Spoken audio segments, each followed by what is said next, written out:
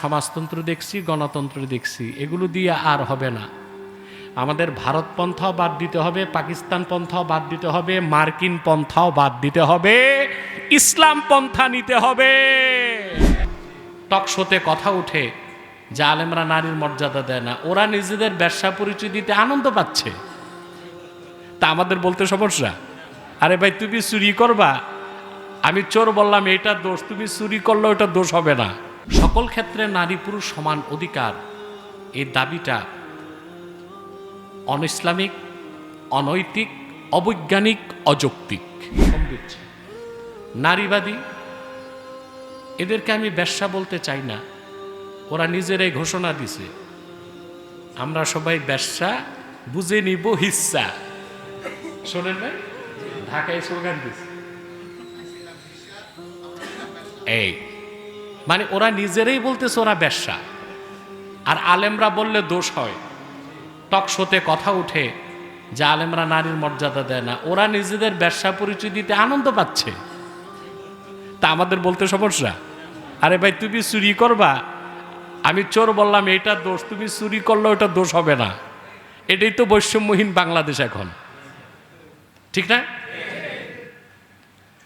এখন নারীবাদীরা তাদের ন্যারেটিভ দিচ্ছে সকল ক্ষেত্রে সমান অধিকার চাই। এটা তো বহুবার আমার টকশো দেখছেন না, জাফরুল্লাহর সাথে, অনেক নাস্তিকের সাথে আমরা স্পষ্ট বলেছি সকল ক্ষেত্রে নারী পুরুষ সমান অধিকার, এই দাবিটা অনইসলামিক, অনৈতিক, অবৈজ্ঞানিক, অযৌক্তিক। কখনোই সকল ক্ষেত্রে নারী পুরুষ সমান অধিকার পেতে পারে না। আমরা নারী পুরুষের প্রাপ্য অধিকারে বিশ্বাসী, নারী পুরুষের প্রাপ্য অধিকারে বিশ্বাসী। এখন মনে করেন কত অযৌক্তিক দাবি, আগে তো অনেক দলিল প্রমাণ দিছি না, কথা বলেন। একটা ছোট্ট একটা প্রমাণ দেই, নারীবাদীদের সব কথা যদি মানতে হয় তো বিয়ের পর মেয়ে যায় শ্বশুর বাড়ি, তা এখন থেকে ছেলে যাবে শ্বশুর বাড়ি, কথা বলেন।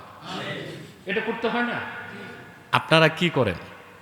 মেয়ের বাড়ি যায় মেয়েকে তুলে আনে, নিজের বাদীদের সব কথা মানলে কোনো নারী যদি বলে যে না অধিকার তো সমান, আমি ওর বাসায় যাব কেন, বরং ওই পাগড়ি জুব্বা শেরওয়ানি লাগে আমাদের বাসায় এসে উঠুক, কথা বলেন। এই দাবিটা শুধু ইসলাম বিরোধী না সংস্কৃতি বিরোধী? ইসলাম বিরোধী এবং সংস্কৃতি বিরোধী, বিজ্ঞান বিরোধী, যুক্তি বিরোধী। অথচ তারা তাদের ন্যারেটিভ দিয়ে যাচ্ছে। হবে কি হবে না পরে, ন্যারেটিভ তো দিচ্ছে।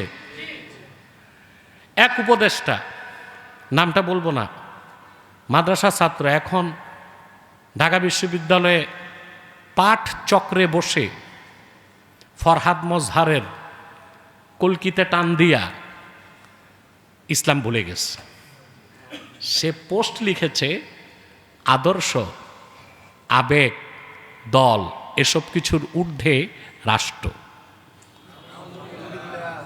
আমি এতটুক মানি, আবেগ এবং দলের উপর রাষ্ট্র, আর তোমাদের মানব রচিত আদর্শের উপর রাষ্ট্র হতে পারে, কিন্তু ইসলাম যে আদর্শ দিয়েছে এটা রাষ্ট্র নয়, আমাদের জীবন থেকেও আরো প্রিয়, আরো ঊর্ধ্বে, সকল কিছুর ঊর্ধ্বে হচ্ছে কোরআন সুন্নাহর আদর্শ।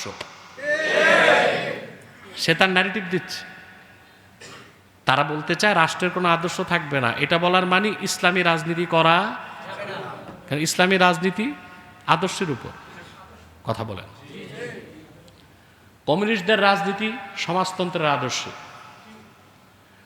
বাকি যারা গণতন্ত্র করে ওদের রাজনৈতিক আদর্শ গণতন্ত্র, আর ইমানদারদের রাজনীতি ইসলামের রাজনৈতিক আদর্শ।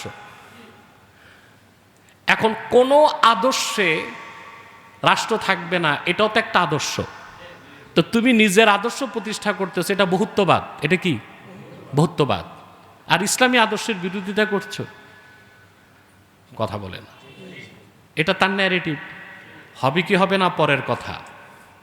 তা আমাদের দেশে যারা আলেম ওলামা, তাদের ন্যারেটিভ কই? তাদের ন্যারেটিভ লাগবে না? একটি প্ল্যাটফর্মে এসে তাদের ন্যারেটিভ এটা হওয়া উচিত ছিল যে আগামীর বাংলাদেশ হবে ইসলামী শরিয়ার বাংলাদেশ, এটা তারা বলতে পারতেছে না। ভোটের জন্য আর নোটের জন্য দুইটা সমস্যা আছে, ভোটের জন্য আর নোটের জন্য।